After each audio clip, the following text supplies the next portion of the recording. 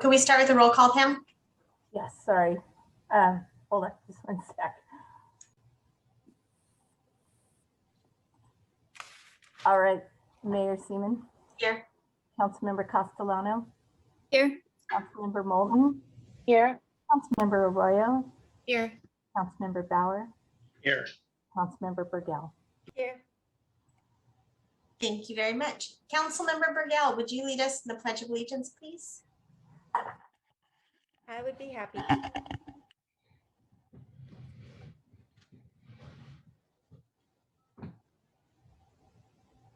You see a flag? There's a flag somewhere. Yes, it's on my Oh, name. there it is. I see it. I pledge allegiance to the flag of the United States of America and to the republic for which it stands, one nation, indivisible, with liberty and justice for all. Thank you very much. I would like to say that our closed session will be resuming after this meeting, but at this point, is there anything to report out from closed session? Mr. City Attorney Black. Mayor, there were no reportable actions taken in closed session.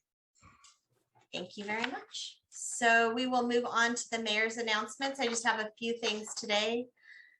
One is I'd really like to thank the city of Eureka for supporting getting PPE to businesses. We have been getting tons of phone calls across the county from businesses who are looking for masks to use for the new mask mandate or for the reinstated mask mandate. So we were able to get 200,000 masks from the Small Business Advocate again through the CERC group, which is the COVID Economic Resiliency Consortium. And the city of Eureka stepped up and they are receiving and holding those masks until we can get them done through distributions next week. It doesn't sound like a big deal, but it took like 4 or 5 guys this morning and a truck and a couple of hours to get it done. So I was really grateful for them. We're going to do it again tomorrow. I also want to say that masks will be distributed in Eureka. The city of Arcata will be distributing them, Fortuna Chamber, McKinleyville Chamber, Willow Creek Chamber, and the Southern Humboldt Chamber. The Eureka distribution will take place next Tuesday at the backside of the Eureka Mall over where Winco is from 9 to 1. So businesses will be able to just drive through and pick up masks and hand sanitizer. And all of the promotion will be written about that tomorrow. It's happened very, very quickly, and we're trying to get it out as quickly as possible. So I don't have anything to refer you to because it hasn't even been written up yet. But if you need masks, you can reach out, just email me and I'll make sure we get you where you need to go. I wanted to let everyone know I met with Cheryl Church, who is the executive director of the Public Housing Authority, to talk about how our two organizations can be more collaborative in the future. It's the Public Housing Authority has a couple of different, their county they have a county board and they have a city board, but they're kind of an independently run organization. And so we're trying to figure out how we can continue, how we can work together in the future. I got to go on the Skywalk again with Senator McGuire, which was just a really fabulous experience. Every time you get to go on with somebody seeing it for the first time is like seeing it the first time yourself. So he was very excited, did some great promotion for Zucchini. Is the auction still open, Kim? No, auction is closed. So if you didn't get a chance to contribute to Zucchini, you can still become a member or donate to the Zoo Foundation. I attended the League of Cities Redwood Division meeting last Friday. I went on one of the art walks, sort of half rogue, half with the group, to see all of the amazing murals that are being done. Met with Maggie Kraft to talk about aging housing or housing for the aging community.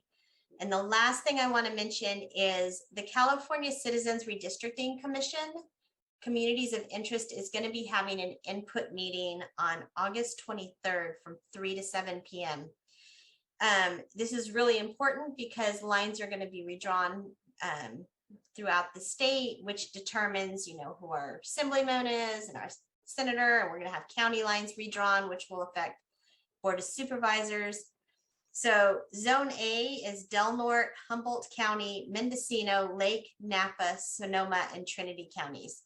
And so we want to make sure we're at the table so that Humboldt County is there making decisions with everybody else. So if you can make it, look up we draw the lines California.org. So we draw the lines ca.org. If you need more information, you can also reach out. It's the California Citizens Redistricting Committee or Commission. And with that, I am going to move on to our next item, which is our public comment period. So do we have anybody here who would like to make public comment tonight? Public comments are limited to 3 minutes about any item that is not on the agenda. I don't see any hands raised.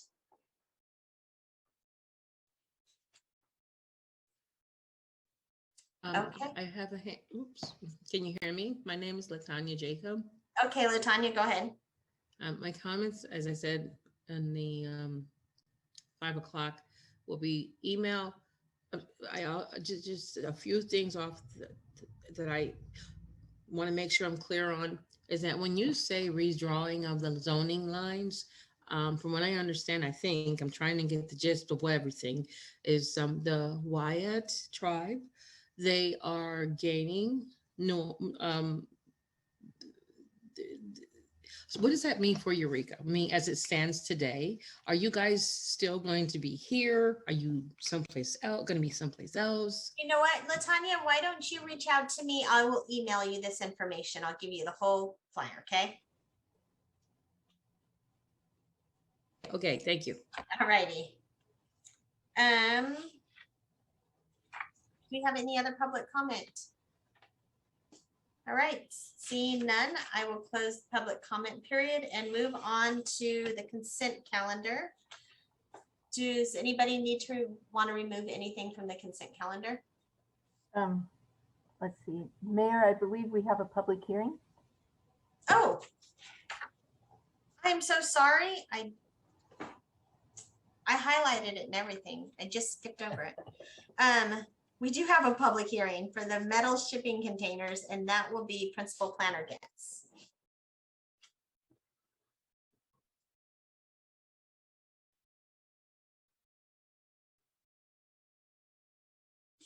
So good evening, Mayor and Council. Can you see the screen? I can. Thank you. So before you this evening is the SC Zone Metal Shipping Container Text Amendment. Papa and Barkley has applied to amend the zoning code to allow metal shipping containers or Connex boxes to be used for permanent outdoor storage in the Inland SC Service Commercial Zone District. The Inland SC Zone is primarily located along the east side of Broadway from the Papa and Barkley site at the gateway to Eureka, going up to West Washington Street near the north end of Broadway. And there is one small parcel at the corner of Myrtle and West that is zoned SC. Staff drafted language to modify the appropriate sections of the Inland Zoning Code, which was reviewed and approved by the applicant. The amendment was presented to the Planning Commission at their May 10th meeting, and the Commission recommended Council approve the amendment with the addition of language limiting the use of the shipping containers to 10 years, or allowing them to remain for more than 10 years with a minor use permit. At the June 1st, 2021 City Council meeting, staff recommended Council introduce the ordinance, but Council expressed concern about shipping containers completely lining one or both sides of an alley, creating a shipping container canyon, and ultimately did not introduce the ordinance at that meeting. To determine how much of an impact might occur and how to reduce or resolve potential impacts from containers lining one or both sides of an alley, staff looked at all the Inland SC parcels, and based on that review, developed several scenarios to avoid creating canyons. Staff then revised the language in the ordinance to prohibit stacking of containers, limit the overall size of individual containers, and require minimum setbacks from property lines. Additionally, staff proposed regulations to limit the width allowed for the side of the shipping container that faces or is parallel to the alley, so the entire width of the property won't be covered by containers. And finally, the building official recommended some language be added related to building regulations.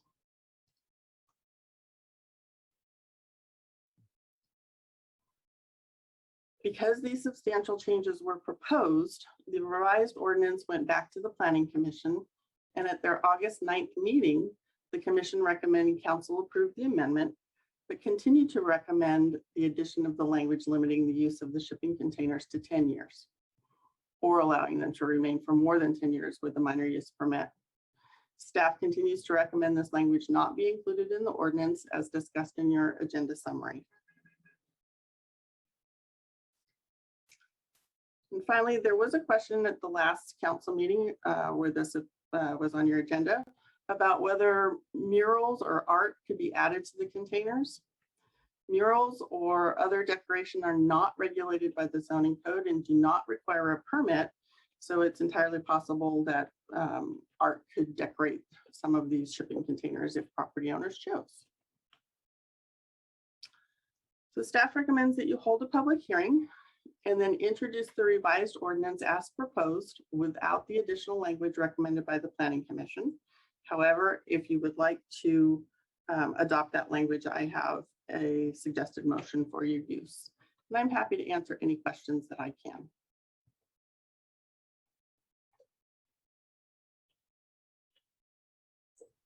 Sorry, Councilmember Burgell. I'm just curious on the mural. Do they have to go through design review or can it just be whatever they'd like to have? From a zoning standpoint, they do not need to go through design review. But no, I understand that. But do you know if when they paint them, they have to go through design review? They do not. Okay, thank you. Any other questions for Principal Planner Getz? Councilmember Moulton.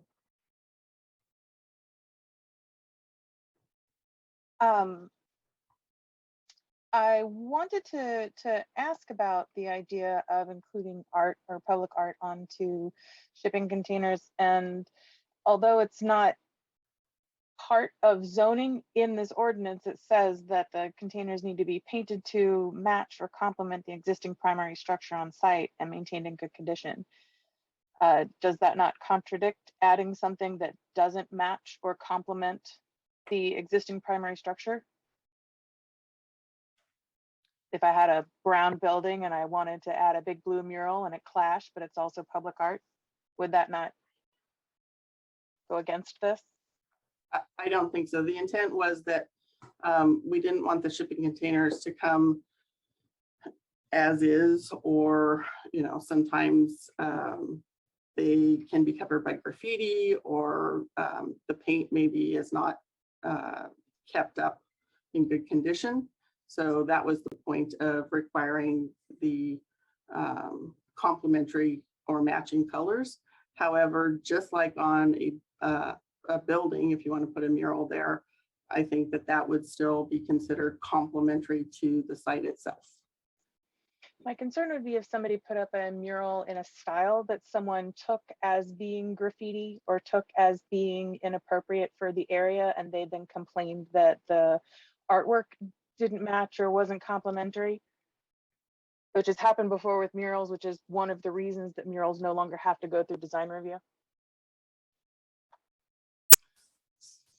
So somebody does a big wild style mural on the side of a shipping container, it was purchased art, it was installed art, but somebody took it as graffiti, then it would on paper look to be against this ordinance. Would it be possible to add something in that said, you know, complementary with the possible addition of art, or some way of saying that better? Absolutely, we can certainly add that language.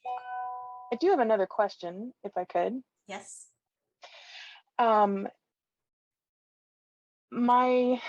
Is there a way that,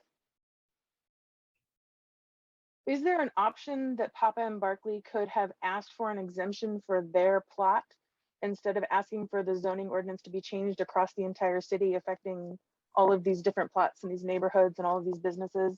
Is there a way that they could do this without affecting the whole city? Is there a mechanism for that?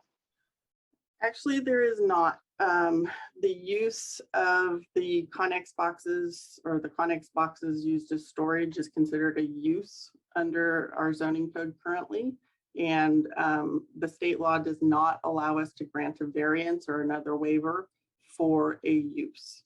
So this was the only way we could get them what they were wanting. Thank you. I've asked that question a couple of times, but that was the clearest answer. Thank you. Any other questions for Principal Planner Getz? Councilmember Bauer. I just had a question about what the Planning Commission is recommending. So how, my understanding is you're saying not to support their suggestions. Is that correct? We're not trying to incorporate what they suggest, but I'm curious what that motion would look like. So that motion would include language added to the ordinance that says, getting there, hold on just 1 second, that in the SC zoning district, metal shipping containers could be allowed for up to 10 years without a minor use permit. And if they wanted to have them remain on the site for more than 10 years, then they would need to apply for and be granted a minor use permit. And the suggested motion is to just, it could be for infinity, right? Okay. Correct, yes. All right, thank you.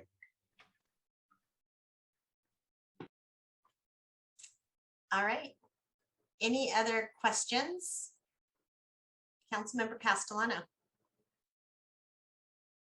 Sorry, I didn't have a question and then one came to me. So, you know, I definitely understand the concerns around the Planning Commission's recommendation in terms of just kind of staff time and process. I just want to maybe make for the public just kind of more transparent their desire for the minor use permit. Was it primarily due to concerns around just the overall like weathering and holding up of the shipping containers, or was it that maybe planning might change? My recollection of the discussion that they had at their May meeting was this just kind of came up during the meeting, during their deliberations. And it was a suggestion by one of the planning commissioners, and the remaining commissioners decided that would be a good recommendation to make to the city council. So I'm not 100% clear on what the reasoning was behind this. But like we talked about in the agenda summary, you know, there are some potential issues with keeping track of how long something has been there. And then also the additional concern that if we incorporate the inland zoning code into the coastal zone, conditionally permitted uses or minor use permits require coastal development permits. So in order for folks to install permanent shipping containers in the SC zone district on the coastal side, they would also require a coastal development permit if they needed a minor use permit. Thank you. Councilmember Burgell. So, Kristen, I know did you say how many properties that are in the service commercial, and how many properties will be allowed to use the containers out of that number? Wasn't it I don't remember what the full number was, and then what's the amount that actually can? Sure. So there are 141 individual parcels in the SC zone district on the inland side of the city. 67 of them actually don't have an alley, so they back up to another parcel. There are 7 parcels that have a building that runs along the entire width of their alley frontage. There are 11 parcels with buildings along at least part of their alley frontage. 21 parcels have both building and parking along the entire alley frontage. And 18 of them have only parking. The building is set back farther from the alley. And then there are 17 parcels that have either no building or no parking directly along the alley frontage. So 28, is it 28 properties will allow the containers? Is that correct? Out of the 100 and it's relatively small number compared to how many? So I'm trying to do math here, 30, 40, 50, 60, about 70 plus or minus parcels could have the potential. No, 60, sorry, 60 plus or minus parcels could have the potential to have a shipping container along an alley. Okay, because it was my understanding it was only like 28, just a very small number. So let me do my math. It's not that important. I just was curious to the amount that actually could be done, and apparently the number I got wasn't correct, so it's fine. Yeah. Another way I guess I could say it is that there's 74 parcels out of 141 that don't have an alley, or their building covers the entire width of their alley frontage. Okay. Thank you. All right, any other questions about this? All right, seeing none, I am going to open up the public hearing and ask if there's anybody in the audience that would like to make a comment on this. Latanya? My question is in, sorry, my hair's messed up here. My question is in the email that I'm sending, but I just wanted to get clarification what we're talking about, which is project proposal, and you're mentioning shipping something, shipping what? Shipping containers. Just a couple of questions. Where are they located? I remember seeing some kind of containers being on the bus, the Gold Route, well, on the Gold Route, which is let's see, near the Department of Motor Vehicles, elderly, the senior center over in that area, that part of town. It's closest to the north, far when you're coming into Eureka from San Francisco. Yeah, north end of no, south end, right? South end, right. And then I saw some off of Broadway. I'm talking about over near, is it Washington Street or something? Social services, I don't know. There's a housing complex over there. I don't know if that's what you're referring to when you say the shipping containers, because that's what they look like to me. And are you looking at doing something to those? Is that what this is about? And then also, and regarding that, I don't know if it's related. There was I received a notice about a hearing, and I responded in an email on 7/26 of 2021, and I sent it to Kristen. Is that, I don't remember the lady's name. You, yeah, I sent it to you. So. Okay, so I'm just wanting to make sure that what I sent is addressing this here, because I asked him some questions. If you like, I can send another copy to the council if need be. The Eureka City Council.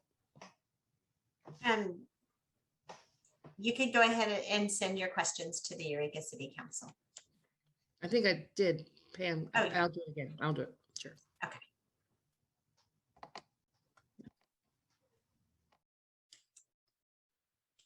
All right, thank you, Latanya. Before I bring it back to, or before I send out for comments, I guess I'll make some comments too. This is a specific use of shipping containers by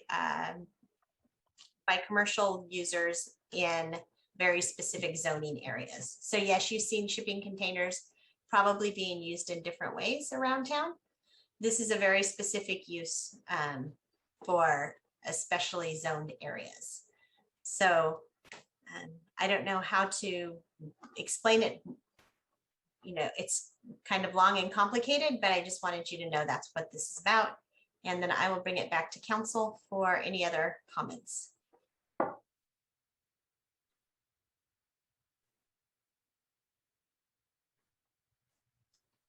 Leslie. Let's see.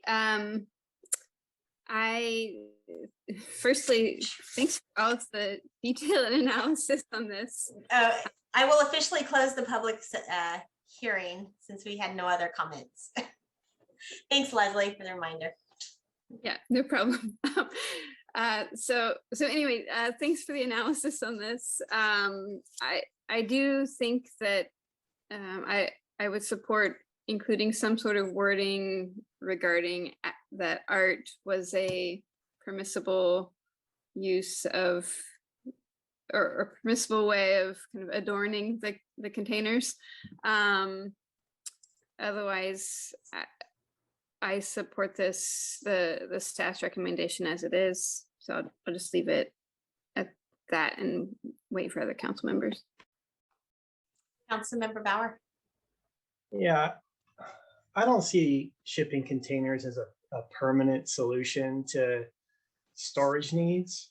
I frankly find them not very attractive, and I can see the need. You know, you need space. I see. Yeah, okay, but I think there should be a long-term solution thought about. You know, building a structure that would function the same. I think the planning commission kind of had it right that this should be something that is, I think their thought was as a temporary solution. If you want to keep it longer, you got to come back to us. You got to come back to the city. And so I'm more a support of including that language that you got to come back for a minor, permit on the inland side, right? So we don't have to worry about coastal development permits and whatnot. So I'm curious to what the rest of you have to say, but that's my thoughts.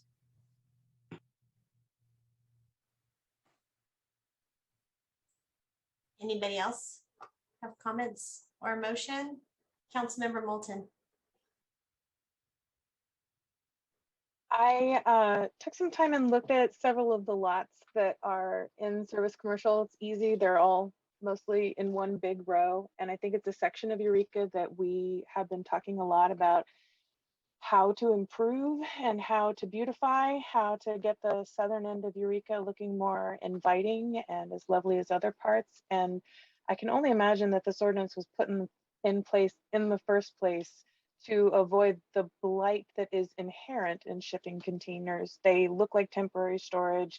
No matter how well maintained they are not attractive.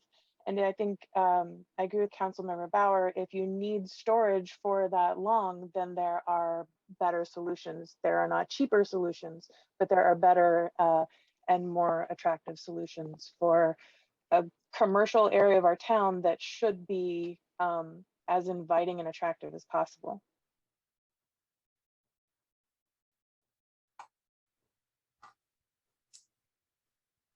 Councilmember Burgell.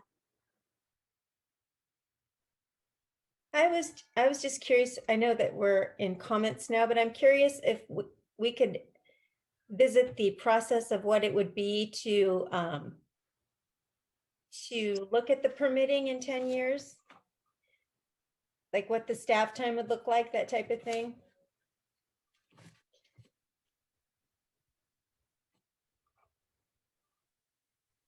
So staff would need to be sure and keep track of when a shipping container was installed. We would potentially know that from a building permit application. And then we would need to ensure that in 9 years and 11 months that the owner either was prepared to remove the container from their site or was prepared to apply for a minor use permit if they had not applied for one when they originally installed it. But I might add too that 10 years is a long time, and of course we can make a lot of changes to the zoning code in that time. So that's all assuming that nothing changes in relation to the shipping container requirements and standards.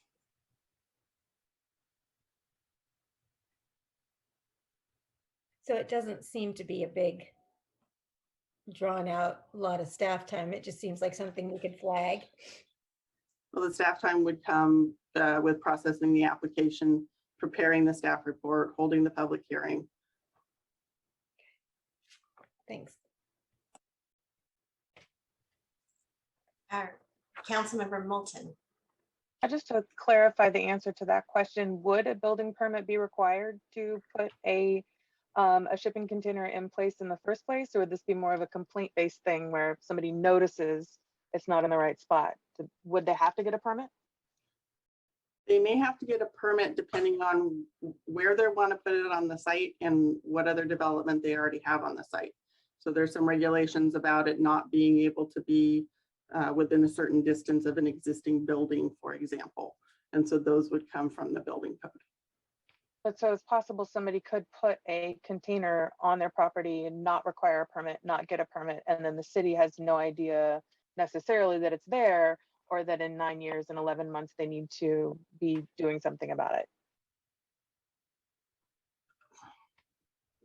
I suppose that could potentially happen. I mean, it would have to be behind the building and definitely not seen from either an alley or a street, I would think, for that to happen.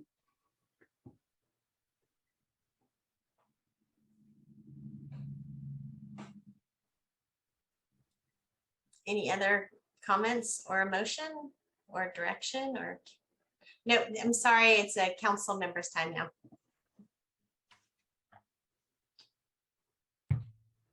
Councilmember Burgell.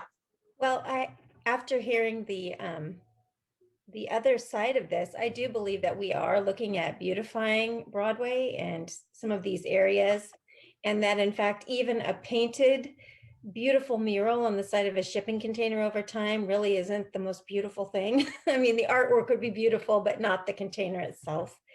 So I think I'm leaning towards the Planning Commission's recommendation as well. Councilmember Arroyo. I just have a clarifying question. So we're talking about these in alleys and in the rear of structures, right? I mean, are there locations where they'll really be particularly visible from, I mean, not that we shouldn't beautify our alleys, but are there locations where they would be kind of front and center? If they can't put them at the rear of the building, then they would need to get a minor use permit because they would not be complying with the regulations in the code. Okay. And that would be a separate process that staff would then gauge the appropriateness of that siting. Correct. Well, either staff or the Planning Commission, one of the two. Okay.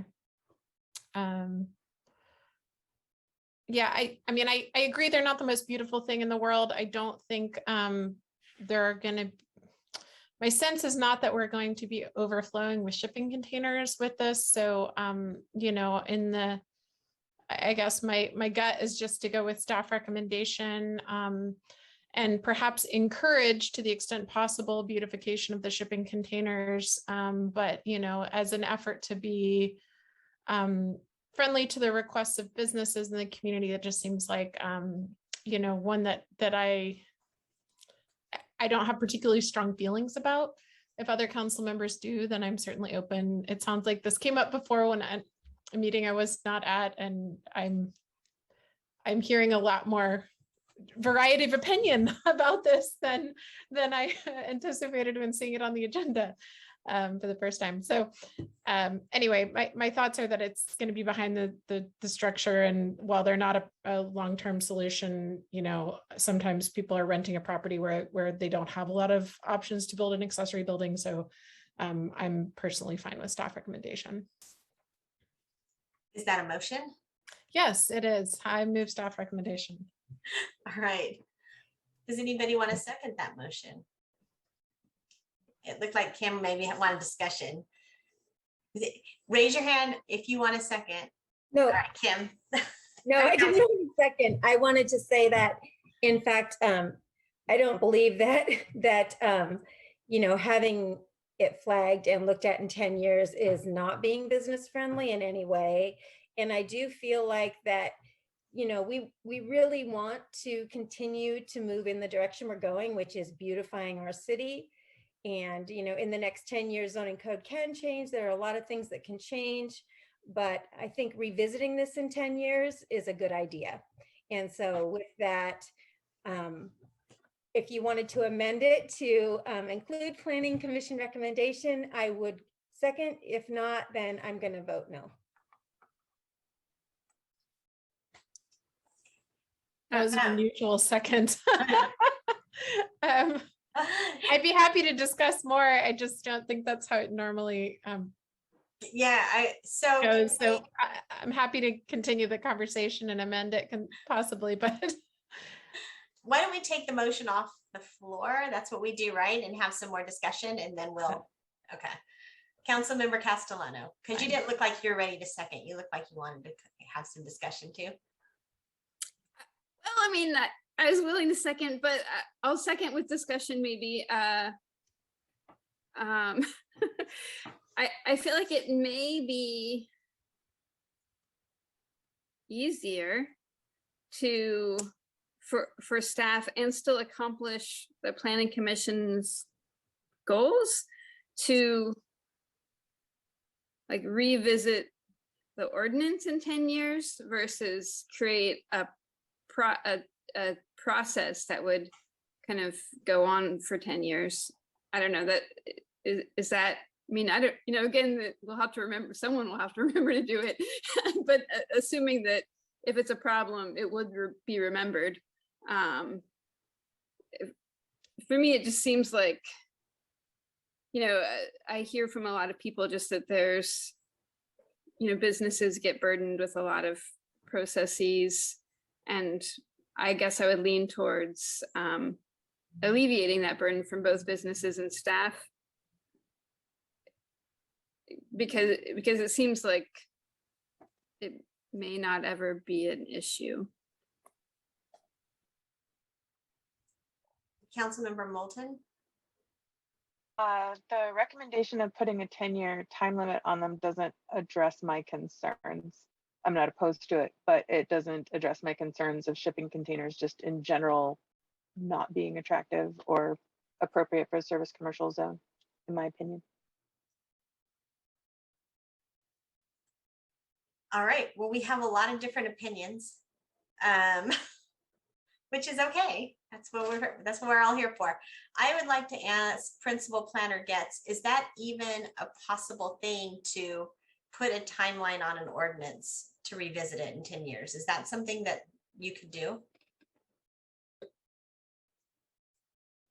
Or maybe that's a City Attorney Black question, or Pam. I was gonna say, I think so, but I would defer to either the city attorney or the city clerk, assistant city manager. So the answer is yes. You can put timelines on permits and you can put timelines on uses. I don't think you would call it a timeline on the ordinance. It's a timeline within the ordinance that affects the uses that it's authorizing. And I don't think it's unusual for staff to keep track, to calendar 10 years out that, hey, we need to circle around and take a look at this. I think that planning staff in particular is good at that. So I think if I heard right, what Councilmember Castellano was talking about was just an ordinance revisit. But that can be done also. Oh, okay. Yeah, and I think probably the primary responsibility for that would be with planning staff. But that can be done if you so direct. City Attorney Black, would we be able to put an expiration date upon the ordinance like if we were to adopt an ordinance that expires on X date, that may be an easier or a way to hold the code accountable, and it wouldn't be overlooked. Absolutely, you can do that. Okay, so now we know what our options are. I just wanted to make sure we knew that. Does anybody, oh, Councilmember Arroyo,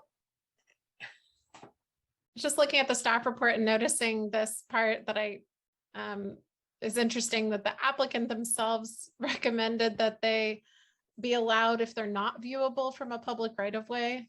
And since we're talking about ugliness, it's interesting, you know, perhaps on a lot of properties that wouldn't be feasible. So maybe it then benefits even fewer people. But I am curious to know if that's language we could then, you know, include to address this issue. Any thoughts on that?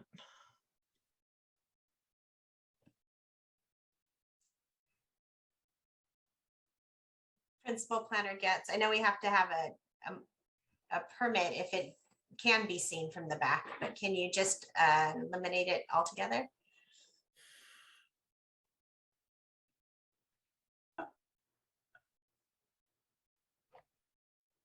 I'm sorry, Councilmember Arroyo, could you rephrase that question for me, please? Sure. On the first page of the staff report, it mentions that the applicant proposed that the language include a provision that shipping containers are only allowed on a permanent basis as long as the boxes or containers cannot be seen from a public right of way. So I'm just wondering, since we're talking about not wanting them to form, you know, these kind of ugly walls of shipping containers, is that something we could throw back in there? Is there any reason not to include that language? We could certainly include that language. However, that would then mean that if they were on an alley, they would not be able to put the shipping container on the alley because that is considered a public way. Right. And that would then mean that it's going to have to go to the side or the front of the building, which I think was not either the applicant's intent, staff's intent, and it's not sounding like it's council's intent either. Okay. Yes. All right. Thank you. Councilmember Burgell. So in hearing what Councilmember Castellano said, and that is something that we could do with the Attorney Black's blessing or okay. I like that idea. I think that would be great if we could flag the ordinance, and I would be willing to make a motion that we do staff recommendation with an addition or an amendment to include flagging the ordinance in 10 years. That way it doesn't affect the actual business owner until that time. Can I just, Councilmember Burgell's Assistant City Manager Powell actually recommended an expiration date. Oh, expiration date, yes, let's do that. So do you want to do the motion with an expiration date for what year is this? 2021 or 2031? Okay, you can make it now. Okay, I would like to move staff recommendation with an expiration date on this ordinance of August 2031. And Councilmember Burgell, because this is an ordinance, I do need that you waive full reading and read by title only. I move the City Council waive full reading, read by title only, and introduce Bill number 998-CS, an ordinance of the City of Eureka, amending Eureka Municipal Code, Chapter 155, pertaining to metal shipping containers, and including the language recommended by pertaining to metal shipping containers, with the caveat of an expiration date of August 2031. Do you want me to read it again? Because you just changed the motion on me, Kristen. I'm sorry about that. I was trying to get the right one up there for you. You need me to read it again, Pam? No, I think what you read is adequate. Thank you. This is Leslie. So Councilmember Castellano seconded. So- Councilor Black. if I may ask a question of Principal Planner Getz, if let's say we have multiple shipping containers in place in the field, would the expiration of the ordinance effectively remove the authorization for them to be there and thereby require them to be removed by the owners? Or would it remove any regulation of them, thereby extending their authorization pretty much indefinitely? Do you have a thought on that? Now you bring that up. So I think. I'm that sorry. I think that would then leave them as non-conforming uses and structures per the zoning code. And they Okay. would fall under whatever regulations for non-conforming uses and structures were in place in 2031.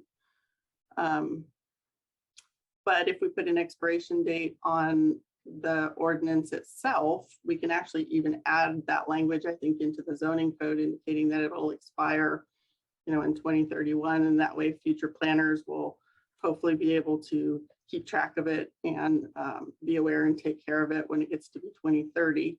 And then language can be developed at that point in time to resolve any potential issues, cover it going forward, and have council adopt something at that point in time. Okay. Just so everybody understands, it's going to have a legal effect then, and it's probably the council somewhere between now and then is going to have to deal with what actually happens to these shipping containers. Councilman, oh, go ahead, Bob. You can No, I finish. was just going to say non-conforming or otherwise additional action by the council is going to be needed, I think. Councilmember Burgell.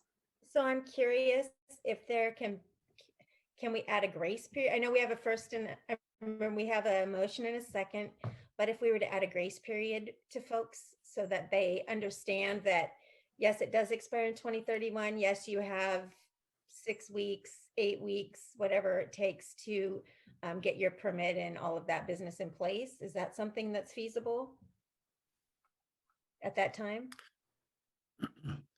Is it something that you would add into the ordinance right now? That's what I'm asking you. Yeah. Is that necessary?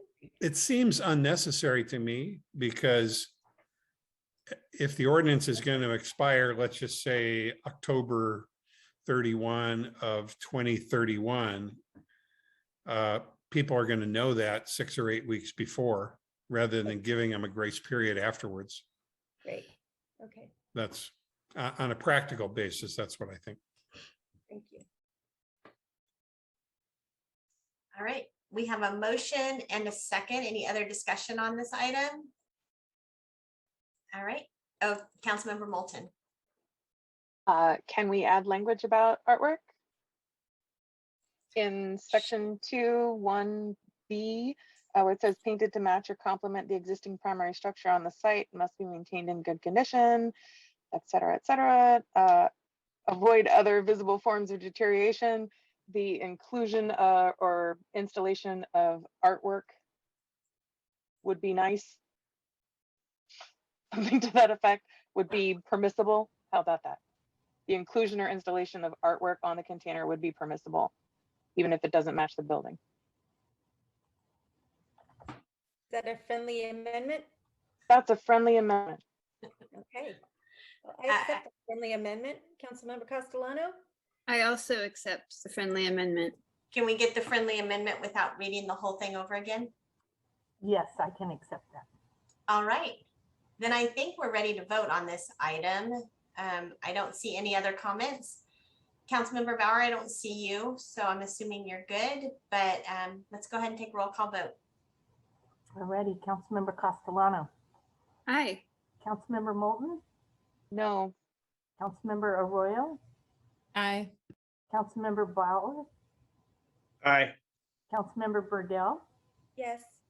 4 yes votes, Councilmember Moulton dissenting, motion carries. Thank you very much. That was a good conversation, guys. Now we'll move on to the consent calendar. Does anybody want to pull anything from the consent calendar tonight? I didn't hear about anything, so do I have a motion to accept? So moved. Thank you, Councilmember Royal. I'll Second. second. No, Katie, you got Councilmember Moulton beat you. it. All right, roll call vote, please. Councilmember Castellano, Aye. Councilmember Moulton, Aye. Councilmember Arroyo, Aye. Councilmember Bauer, Aye. Councilmember Burgell. Yes. Unanimous yes vote, motion carries. All right, now we're going to move on to our ordinances and resolutions, where we are going to spend a lot of time looking at a cleaned up municipal code. So at this time, I'm going to invite Assistant City Manager Pam Powell to talk to us about C1, Bill number 1000 CS, City Departments. Yes, Mayor and Council, sorry I didn't prepare a presentation with the recommendation in front of you, but let me kind of give you a little bit brief background. The municipal code, one of our goals has been to simplify it and clean it up and bring it up to date. The city charter actually requires us to organize our departments in the municipal code. And in the past, we've had certain departments like police and fire were mixed in with other boards or other regulations. And then city departments were mixed in with the board in chapter 33 with boards and commissions. And so we thought the best thing to do would be to separate those chapters and make chapter 32 to define all of the city organizational structure. And that's what this chapter does. We've added language to define some of our divisions and where they are in the organizational structure. With that, I'm available for any questions. And we would like to recommend that you move to establish the city organization in chapter 32. All right, council, do you have any questions? No? All right, then I will open it up for public comment. Oh wait, Councilmember Burgell has a question. I just would like, if you just could clarify for the public with the CAB board, just how will they discuss confidential information? They won't be doing that in open session, correct? I So think the that's CAB CJ. board is in chapter 33, which is the next item. Oh, that's the next one. I apologize. No worries. There's a lot of information. Thank you. All right, so any comments from public comment on this item? Latanya? Hi, I know you said that you're gonna get with me about questions for change to zoning. Is that what this is referring to? No, this is just, no, it's not the same. Is that the listing of 33, what they said for the zoning? Where is that? I'm sorry, they as in Pam. She said the proposal of what the new zoning would look like. Who has that list? This is just about city departments, Like finance? What are you talking? just organizational structure. So who in the, sorry, my alarm went off. Who in the council is covering what zoning area? Like, I think Natalie or somebody's on zone 3 or something. Is that what this is referring to? So this isn't really a time for discussion, but I will ask Assistant City Manager Powell, all of this agenda items, these are all available for the public, right? So you can send her all of this to read? Yes, when it's posted online, and you can actually go into the document itself now, if you go into the agenda. Okay, thank you. So all of that is in there. Do we have any other public comment on this item? I don't see any. All right, then I will bring it back to the council for a motion or for discussion. Or both. A motion would be great, though. Councilmember Bauer. I'll make the motion to waive full reading, read by title only, and introduce bill number 1000-CS, an ordinance of the city of Eureka repealing chapter 32, sections 32.001 through 32.56, police and fire departments, and replacing with chapter 32, city departments, sections 32.01 through 32.082 of Title III administration. Do I have a second on that? I'll second. Thank you, Councilmember Arroyo. And any discussion? Councilmember Arroyo. I just wanted to comment / clarify that this doesn't have to do with the council's roles in the city. It is specifically about the organization of our departments and staff within the city, and how, what their responsibilities are, who they report to, things like that. So for the time being, the council members remain in our same roles, and that would come as a separate item. So Thank you very much. Any other comments on this item? All right, let's take a vote, please. Councilmember Castellano, Aye. Councilmember Moulton, Aye. Councilmember Arroyo, I Councilmember Bauer, Aye. Councilmember Burgell. Unanimous. Did you yes say vote. I? A unanimous yes vote, motion carries. Thank you very much. And now the item I've been waiting for a really long time, for like over a year. So it was a big job. Item C2, bill number 1001 CS, boards, commissions, and committees. And again, we'll throw it back to Assistant City Manager Powell. Alrighty, so boards and commissions, as I mentioned previously, had been combined with city departments and other city departments. And so when we were the mayor and during strategic visioning, there was some suggestions made to streamline some of our boards and commissions and change some of those things within the structure of those boards and commissions. So this chapter is dedicated just to boards and commissions. We've done a few changes, as you'll see in the agenda summary, which I don't have in front of me, but we allowed the Energy Commission to go from by choice. They can be 5 or 7 members. If you recall, there was a time when we had a tough time filling that board, and so we are currently at 7 right now. But if we want the board to continue to operate and we don't have a number of members to fill it, we do have the option now to reduce it down to 5. We've also expanded their scope to include climate change, and that's a big change that was specific for just energy for the Energy Commission. We're repealing by utilizing the ordinance, the Housing Advisory Board was only established by resolution, and so we're repealing that resolution, and the Housing Advisory Board will go away. However, 2 members of that board will be transferred over to, well, they will apply and will appoint to the Economic Development Board and Commission.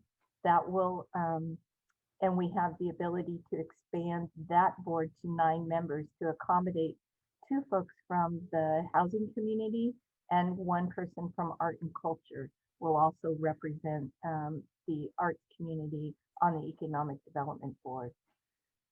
Some of the language was cleaned up in the overall establishments of boards and commissions, and we wanted to just have consistency throughout.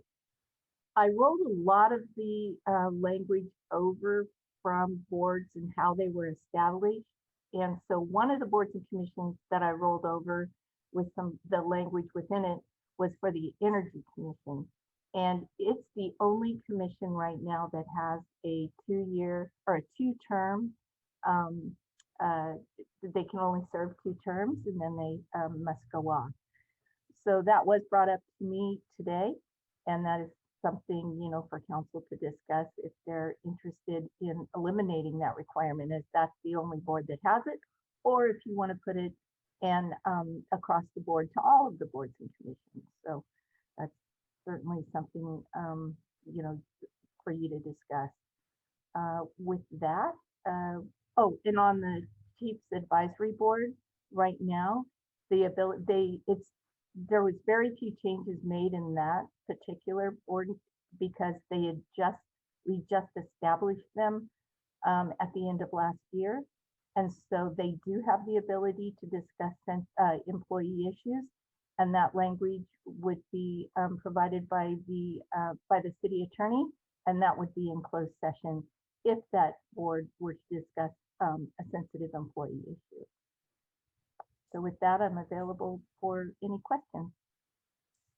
And can you please explain why the Housing Advisory Board went away? Just because I know housing is very important and people might wonder why we did that. There's a real specific reason. Right. Well, the Housing Advisory Board was established, and I'm sorry, I don't have any notes in front of me. They were established with the redevelopment agency, and it was to provide guidance for loans that we had funding for back during that time. Their scope has never changed since then, and we struggled in the last few years to have. They just weren't established for other duties. And Miles, perhaps you could expand on that because you've been talking to them and have been working with them on that. Yeah, I mean, since redevelopment went away, it was like Assistant City Manager Powell said, their purview was to take funding that came from redevelopment and establish like rental loans and those type of things for folks. The money went away. Ever since then, it's been at least 3 years, maybe 4 years now. It's basically just been an update from our program coordinator in housing, Kristen Raymond, about things like the dumpster program, where we have certain dumpsters that are allowed to go to residents that are trying to fix up their property or have abatement issues on their property. And so it was very limited in their scope. And so when we went to the board and had a discussion with them, they were very much interested, all of the board members, in rolling their capacity as a board member into the Economic Development Commission. We described how we have pulled housing into economic development, and it kind of fits our organizational structure. And so they were very interested in that. There's 2, potentially 3 very interested current board members that are really interested in getting onto the Economic Development Commission. And they see that housing is a huge component of economic development and want to pursue that angle as it relates to housing. Thank you. I just wanted people to hear that in case they had those questions. Any other questions about this? Anything on here? All right. Seeing none, I'll take it out to the public and ask Latanya. Yes, about this idea about housing and yeah, what does what do the laws say about employers or housing, this kind of arrangement, housing, meal? Yeah, I know that there is some talk about provisions as far as some payroll standpoint, but what is the objective? The objective is to have your employees have a place to live, but do we have to look at what does that mean as far as control? What's the term that you look at with lawyers? What do you call that?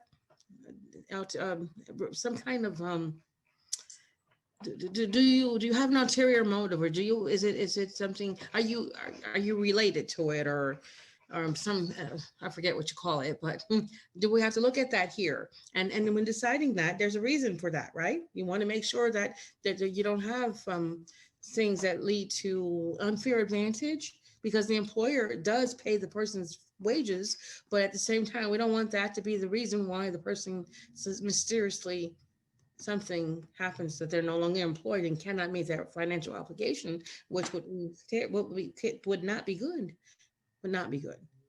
So, yeah, a conflict of interest, So with that regard, wouldn't we have to, we'll look at here what that mean, right? Is that what you're talking about here? No, Mr. Black? So again, I just want to remind you, Latonya, it's not a conversation, but your points were important. So if you want to tell us what your opinion is about things, but it's not a time for a lot of back and forth. So thank you for your comments. And if you have questions, then we can ask them outside of the meeting. I would have to meet with Attorney Black. Okay, I can do that. All right, so any other comments about this from the public? All right, I will bring it back to council for comments then. Councilmember Bauer.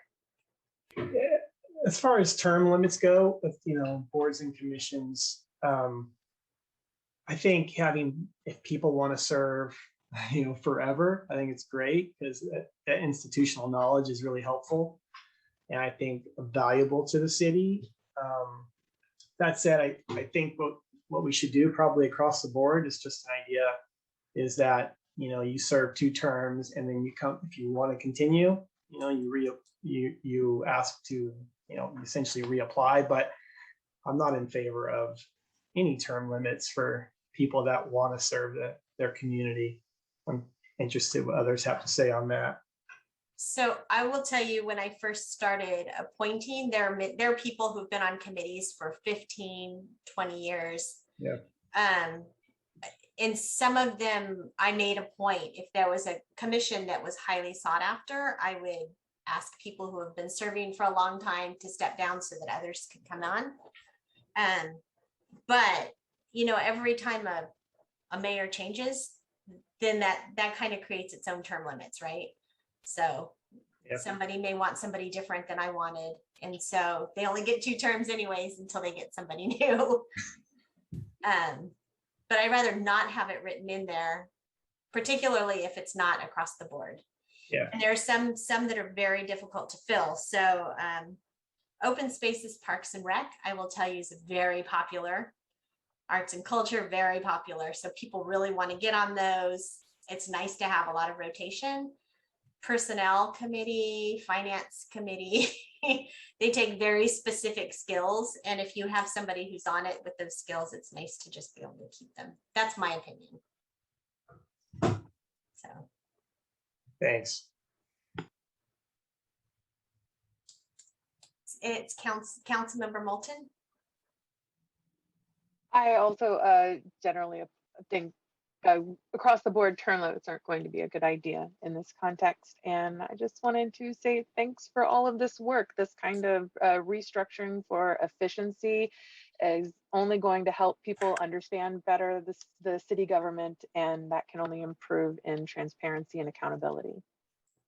So, and I would like to also say that this is a precursor to kind of furthering our development of our committees and commissions. So once this is done, it's going to be turned into a training manual. So all of our committees and commissions will have training in more than just the Brown Act, but actually what are their roles. And so they could be clearer about what their role is on their commissions and their committees, which has been inconsistent. So really that's what we're trying to do, is take away inconsistencies and improve clarity so that they could have more, they could just feel better about the job they're doing because they know what the job is that they're doing. That's my goal. So. Anybody else? If not, does anybody want to make a motion? I'll make a motion. Latonya, I just want to say hey and thanks for being here. But in terms of the structure of the meeting, it's there's only a set period for public comment, and then it's counselor period. So definitely feel free to follow up with us after the meeting.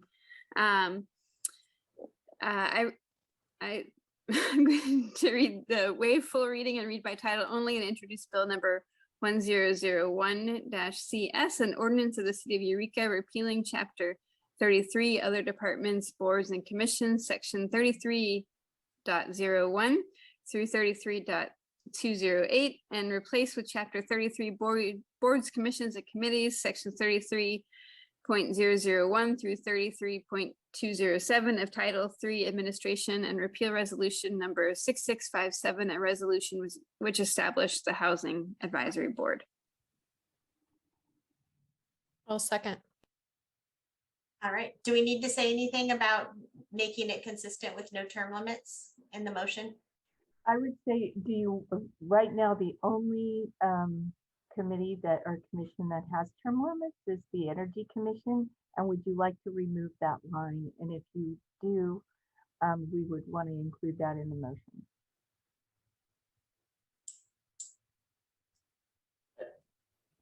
I would support Oh, that. Miles has it. Miles has a comment too. I think we could double check, but I'm pretty sure that the Citizen Advisory Board currently has Oh, limits on it as well. thank you. I don't know that commission as well.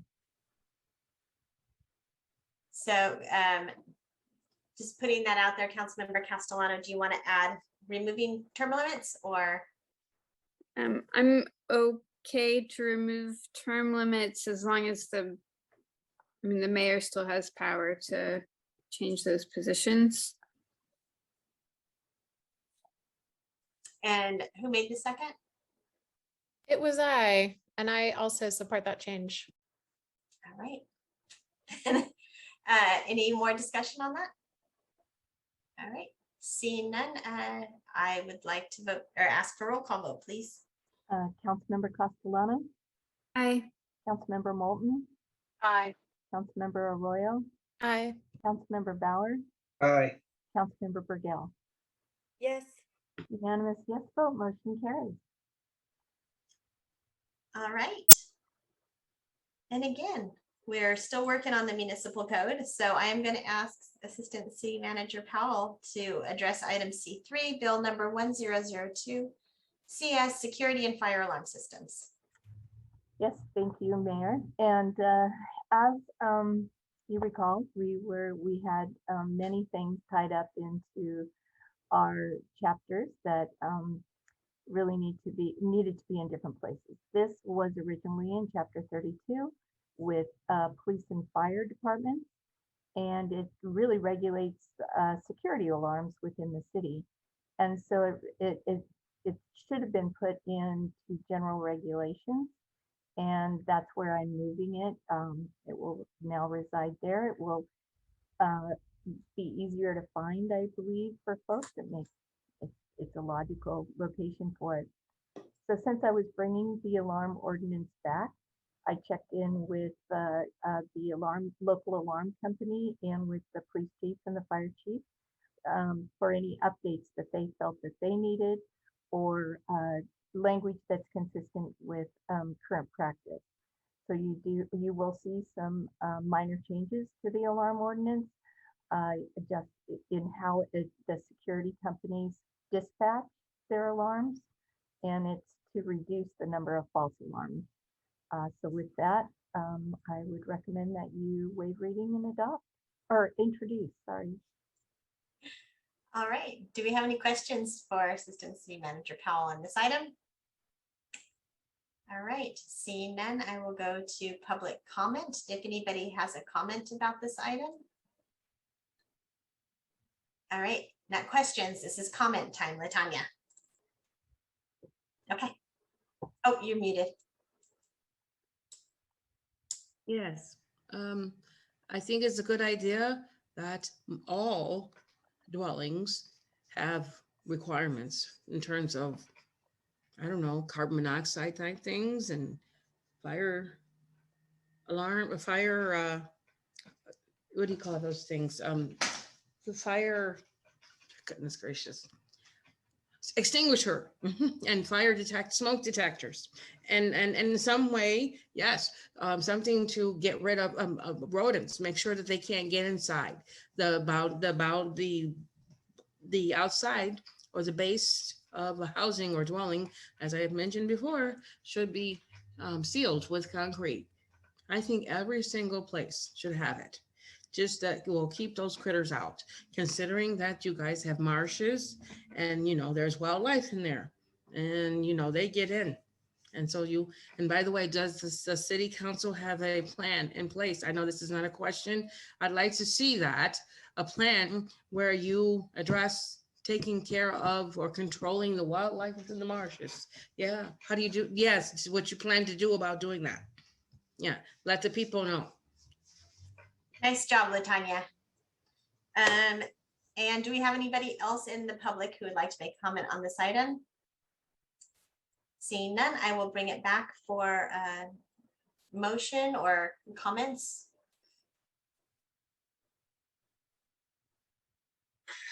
Don't be shy. Right on, Scott. I mean, Councilmember Bauer.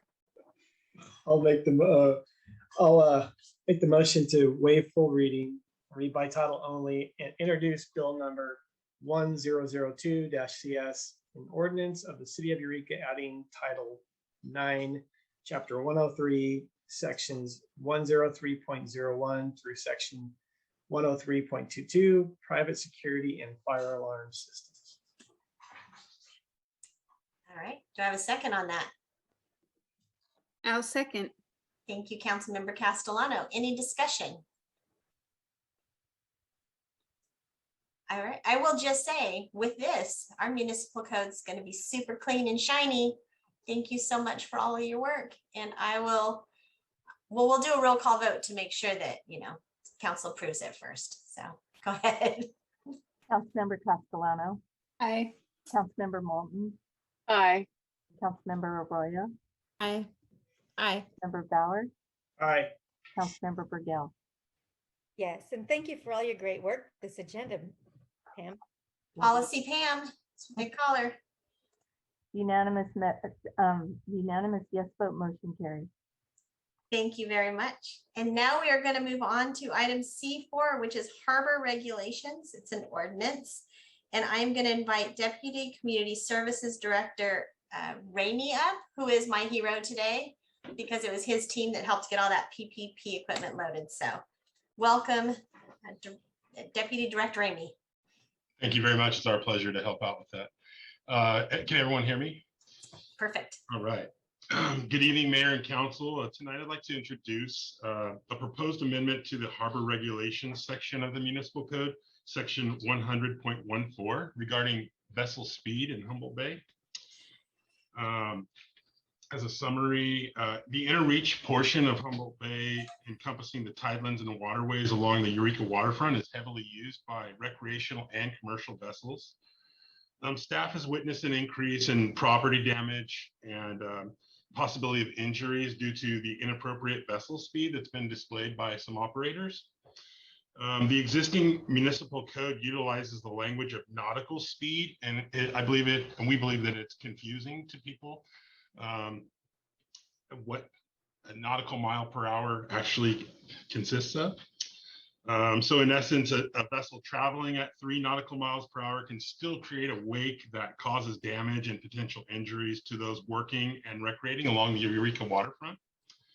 So due to increased incidents of inappropriate vessel speed throughout the inner reach channel of Humboldt Bay, staff recommends that a change to the Eureka Municipal Code section 100.14 to increase the safety of the participants of recreational and commercial boating.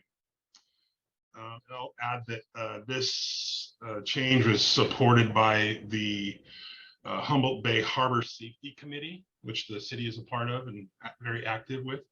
The Humboldt Bay Harbor District, as well as multiple businesses and residents who live and operate in the inner reach tidelands. So that's a basic description there, and I'm available for any questions at any time. All right. Does anybody have any questions for Deputy Director Amy? Guess it was pretty clear. And now we're going to go to public comment. I think we might have a couple public commenters this time. Anybody interested? Latanya? I don't know if Mr. Jeff Ramney? Oh, Hey, right. Oh, Yeah. I don't know if you have anything to do with this, because this is about that, there's a building next to their Dorney Center that housed the boats for people to go out on the lake or the water to, and as far as, I don't know, 3 miles, I don't, I think that's a ripple effect. And if that's bothering somebody, I don't know.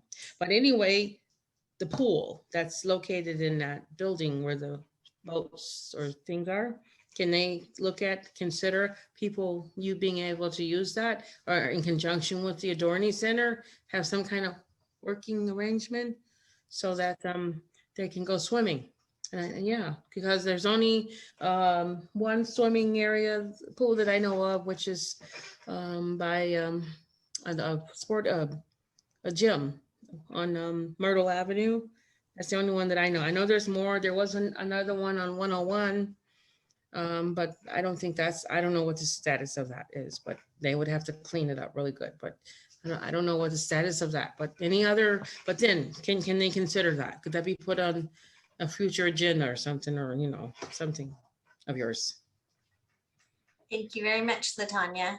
Do we have any other public comment? Mr. Zerling, I saw you get up. You look like you want to talk. I don't really need to say anything. I mean, as chairman of the Humboldt Bay Harbor Safety Committee, we're definitely for this. As the operator of the Maticat, we're definitely for it. As working with the Jeff and Donald at the city of Eureka, I mean, I got a phone call today about another broken dock. I think two things here. We need to slow them down. We have the complete support of the United States Coast Guard, the Humboldt County Sheriff Department, and Fish and Wildlife to slow it down. The erosion problem that it's creating on the islands, both islands, and on the city of Eureka, it needs to be stopped, and it is a safety issue. The good thing about all this, though, is that this is coming about because more people are using our bay. I mean, the amount of recreational boaters that we have out there is getting stronger every year, and we're working with them through the Harbor Safety Committee to train them on how to do some of this stuff. So all the way, we're really not changing that much of it. We've got cooperation that they will enforce it, and we think we can make it a better bay for all of us that use it and play on it. Thank you. Thank you. And thank you for letting me cajole you into saying something. I will bring it back to council then for comments or motion.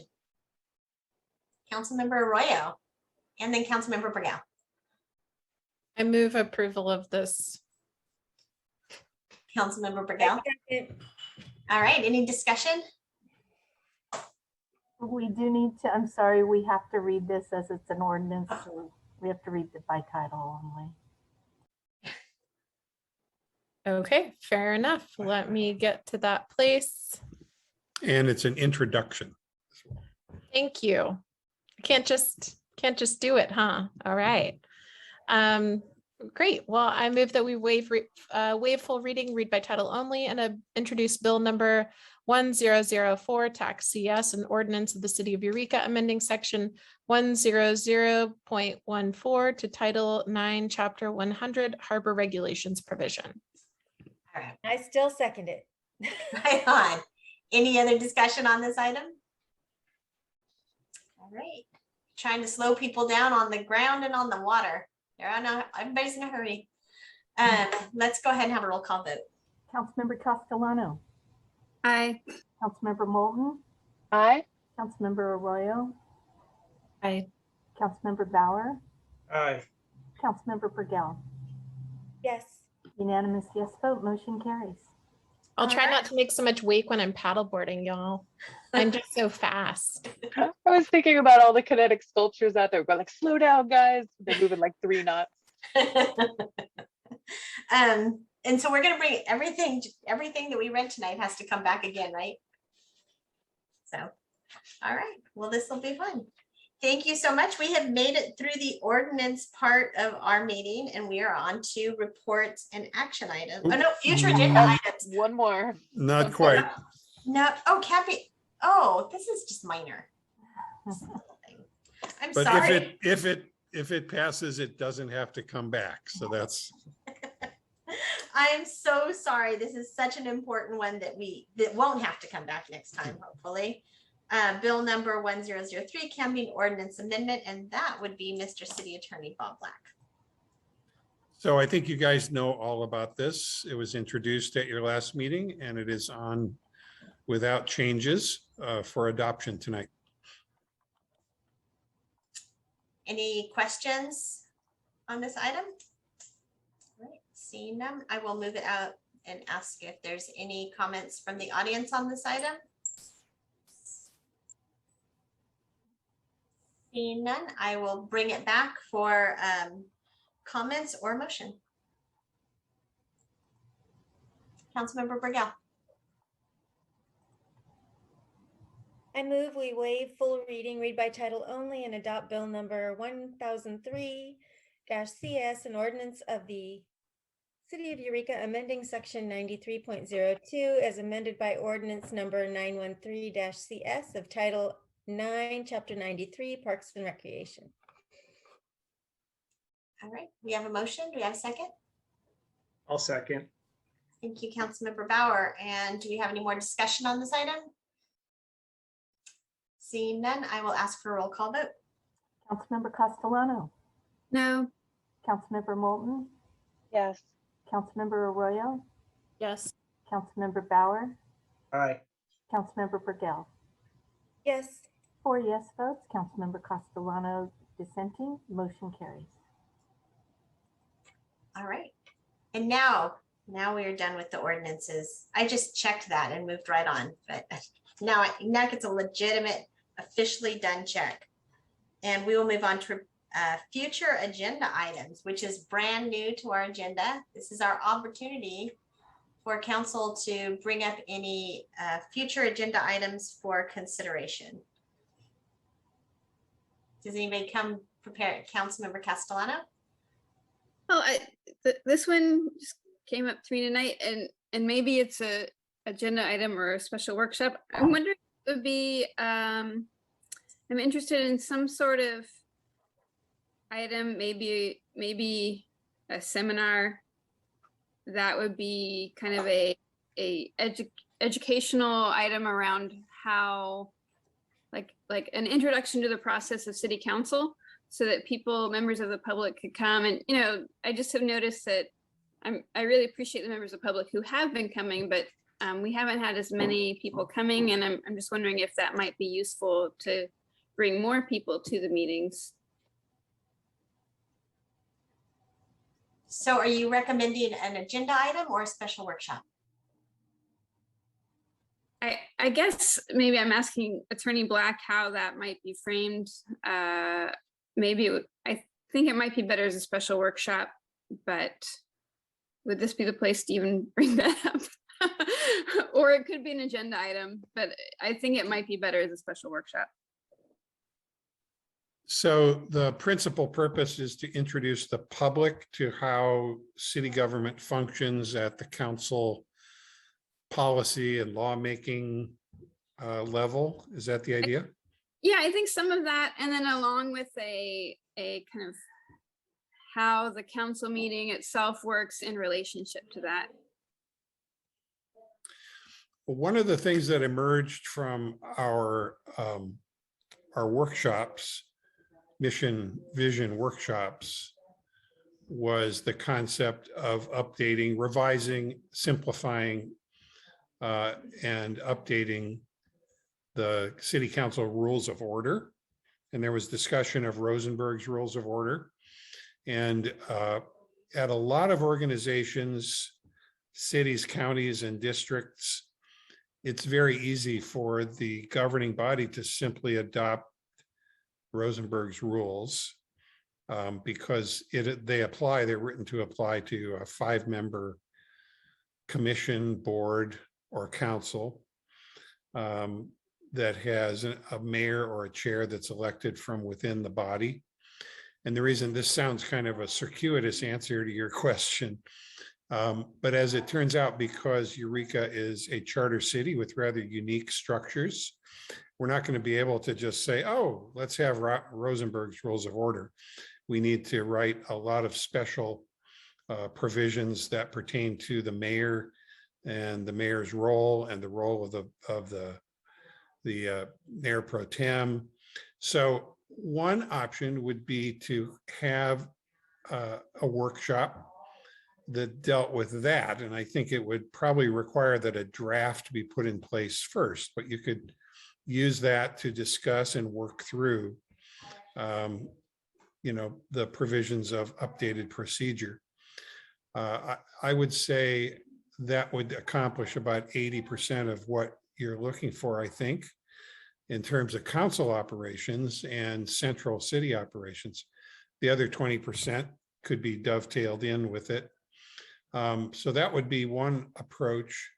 The other approach is if you want to do it faster, and it's probably going to be, a matter of multiple weeks before the updated rules can come back to you.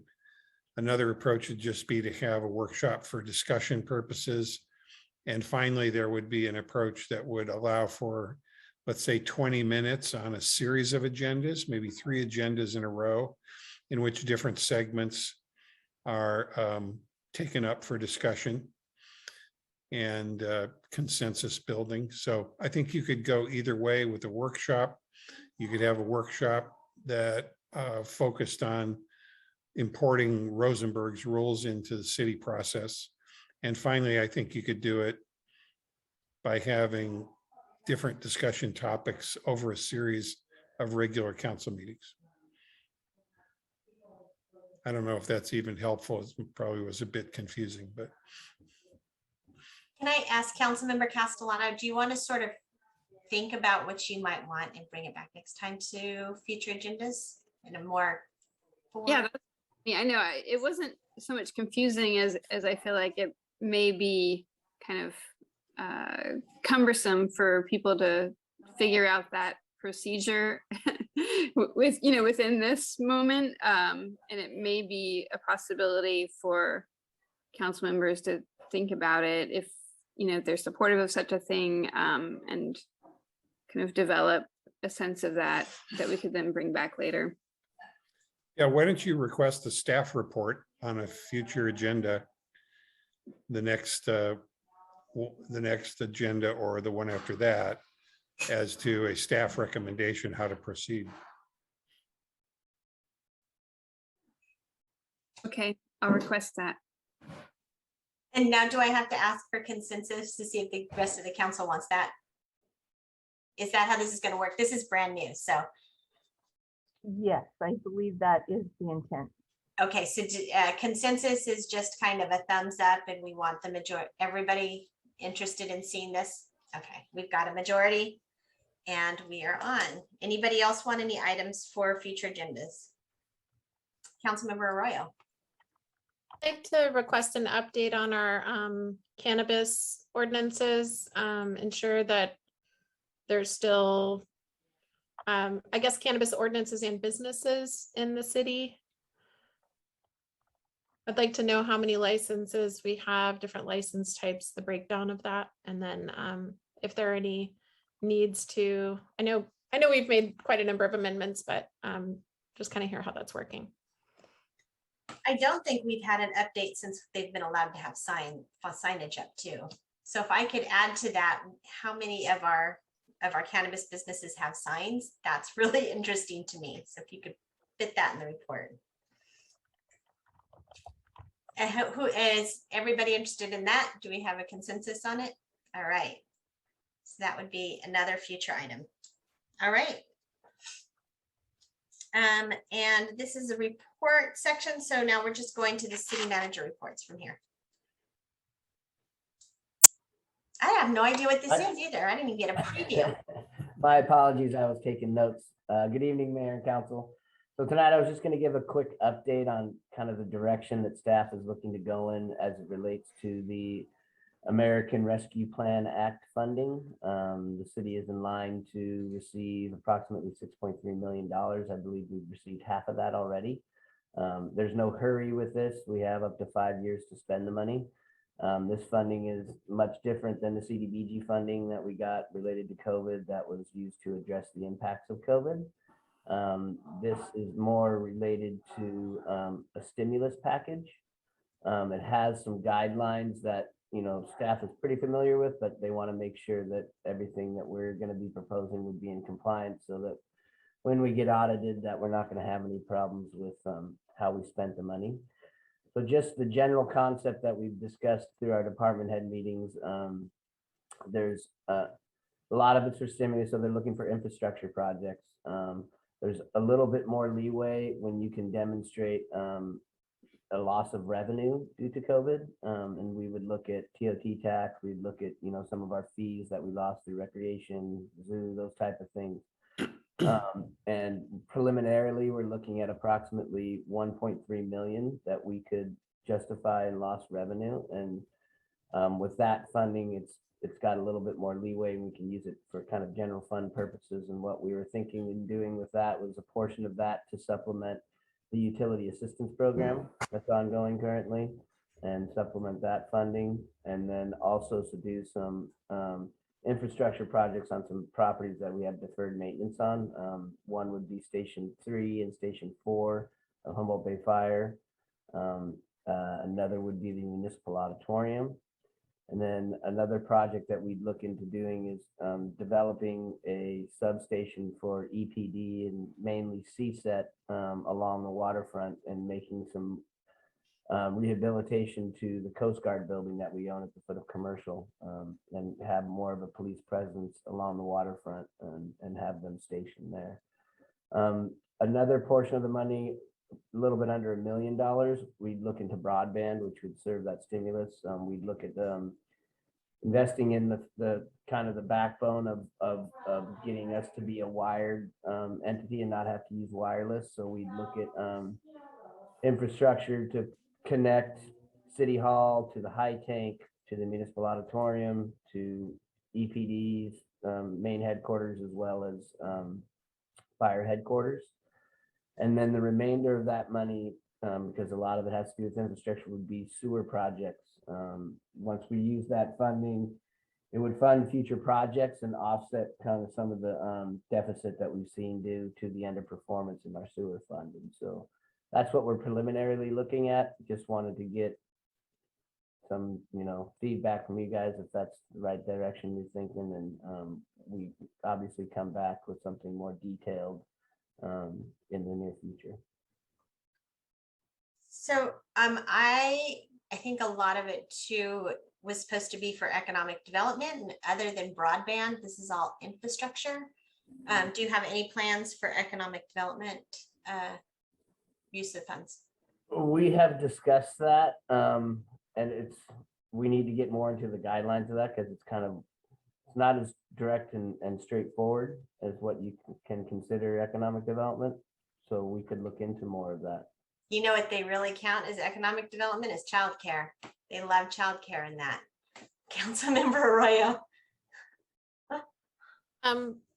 This is a pretty big deal and a big windfall. And I was hoping we could agendize this for a little more discussion. I know you're saying you're going to bring back more information, but I think it'd be great to agendize it sooner than later. It's certainly something I'd like to discuss. And I have some ideas about, I'll just say what my idea was, and perhaps that's something that staff could bring back more info about, but I would love to see some kind of, even just a small portion of the funds be something that we do like a community-based budgeting process for, where we bring the community in more into some of the prioritization of funds. I think it'd be a really cool opportunity for the community to get more engaged in what we're doing and how we're deciding to move forward with this. So if there are, funds that are not urgently needed for any of those things that you listed, or even if it were just like, how do these things compare for you as residents? I'd love to just get people more engaged in some kind of online workshop where they get to help make those decisions. So if we could consider that, I think it would be a great way to get people engaged at a time when, as we're noting, people aren't really that as engaged. And you're thinking as this relates specific to the funding, not as our general, as our budgeting process going forward. This is specific to the funds that were. Correct. Okay. Related to the ARPA funds in particular, and a portion of them. I'm not saying that should be like entirely a community-based budgeting. I mean, we're elected to make decisions for a reason, but I think that'd be a cool opportunity. All right, in Councilmember Castellano. And I think, generally, those sound like worthwhile ideas. And for sure, I think community budgeting would be an interesting and fun way of getting people engaged. It would be useful for me, since it seems like we're bringing it back, just to have a better sense of all of the things that the money could be spent on. In thinking about this, I don't have a really clear sense of that.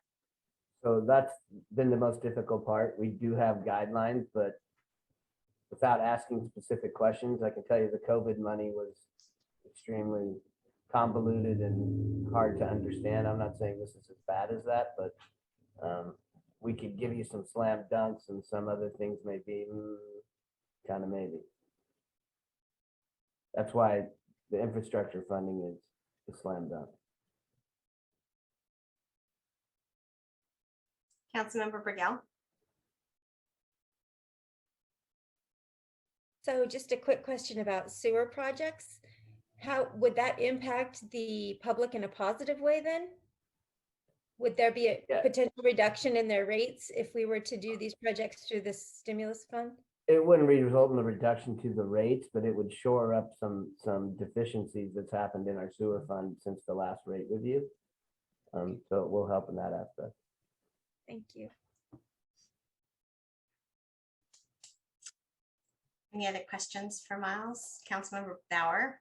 Right. Yeah, I think my question would be, if we do spend money on like nuts and bolts projects, right? Sewer, that would seem to free up otherwise, general fund monies that we would have to spend eventually on these projects, right? As it relates to some of those things, definitely the 1.3 million, those are pretty much generally funded projects typically, as they are. Broadband would probably fall into that category too. So yeah, it would. Yeah. So and this is just for the backbone for the broadband. We want to, and what I forgot to mention is once we get that backbone in, it would be highly desirable for people coming in to bring broadband to this area to potentially lease space in our conduits to add lines for themselves as well. So it would serve a good economic development. Thanks.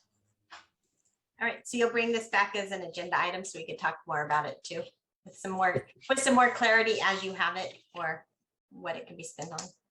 Definitely. Thank you. And that's all I had, Council. Look forward to your report. Mayor, I had texted Miles on this, but I don't think I forgot to mention it to him earlier. I was just wanting him to mention that the 2020 census data is now available to us, and we are reviewing that. It will affect us now that we are a true ward system, and so our GIS coordinator is he is looking at all of the information, and we will be bringing back a report as to what this means for our ward system in the future. Oh, thank you. I actually read an article that listed every city except for Eureka on whether they'd grown or shrunk. Like did you guys see that? I was you didn't hear, we were eliminated, Susan.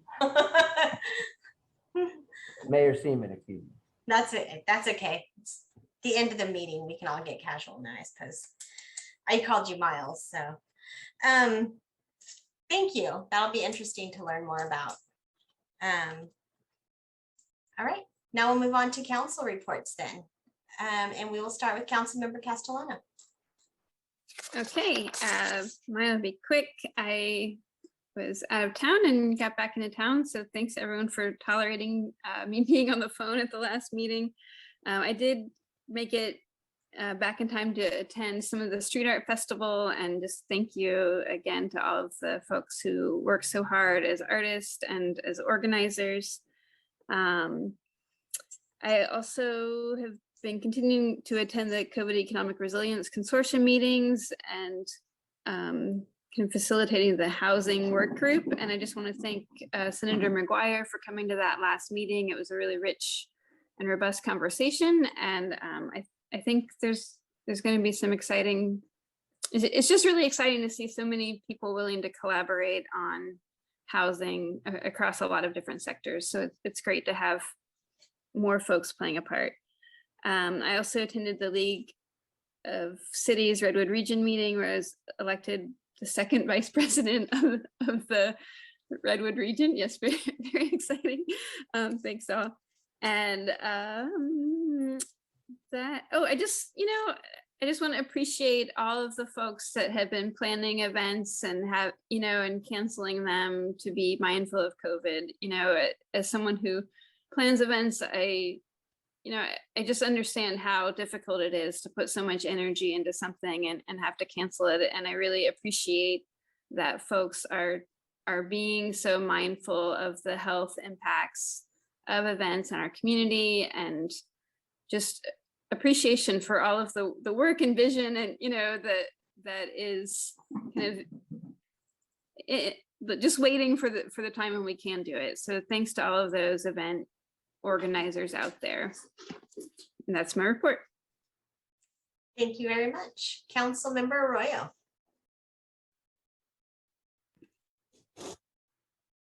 For some reason, I was zoning out. Could you come back to me? I was Sure. just so intrigued by what you were saying, but I wasn't thinking about my report. It was good stuff, Councilmember Castellano. Councilmember Moulton. Thank you. Yes, since the last council meeting, I dove headfirst and then swam around in a very, very large project of doing one of the murals for the Eureka Street Art Festival. It was nearly 1,000 square feet, took 8 solid days. It was very, very fun. And I really appreciate the organizers there, Swan and Michelle and Jenna, and also the Ink People Center for the Arts, who I think is an unsung administrative backbone of so many awesome things that are going on in our community. And I don't work for them anymore, so that's not self-congratulatory. I also just wanted to say that I really appreciated how the Street Art Festival was a big, well-attended public event that was very spread out. There were hundreds of people who got out to see all this public art and to watch the artists working, that they were spread out across many, many blocks, and many people were masked, and we had visitors from out of the area.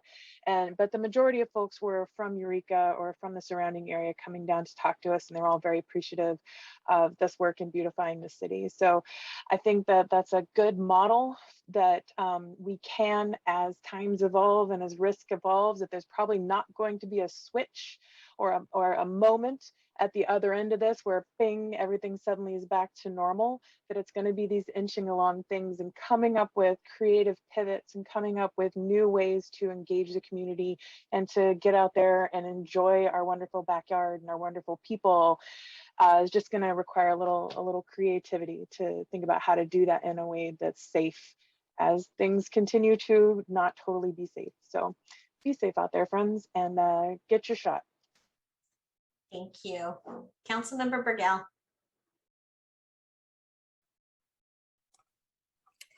Let's see, so I had a lot of things happening the last couple of weeks. So I want to say how much I really appreciate the renaissance of our community continuing to happen. We just keep getting better and better. We just do. With all of the art, with all of the people engaged in that, it was really a beautiful experience. And I wanted to just talk briefly about 2 really meaningful experiences that I had or attended, actually. I experienced them, but I attended them. One of them was the Chinatown project, the dedication or the unfolding or whatever you want to call it of the mural. It was really very meaningful to see the family of the soldier on the wall and to listen to the different what the different parts of the mural actually meant, because it's a very meaningful piece. And I have if you don't know what they are, I have the live stream on my council page. You can go look at it. It really is just a really great experience. It was a great experience. And I'm so thankful and grateful that people came together to put that together, and that we're working to create an area where we can honor these folks, because, you know, a little plaque in the museum talking about the horror that was done to them really, it doesn't do them justice. So I'm hopeful that our city continues to make amends for that by working together to make their dreams come true, if you will. So that was very, very meaningful, and I'm so thankful and grateful I got to be there. And then secondly, I got to that same evening see Brian Tripp in the unveiling, the dedication of his mural regarding Tallawat Island, and he recited some poems and he sang, and I have to tell you, it was such a meaningful and beautiful experience. And I'm just so thankful and grateful that I got to attend both of those, just because it was so culturally rich. And also it really is a gift to, it really is a gift to witness our community coming together in such meaningful and productive ways, and working together and honoring each other for who we are instead of who we're not. And I just really appreciate that.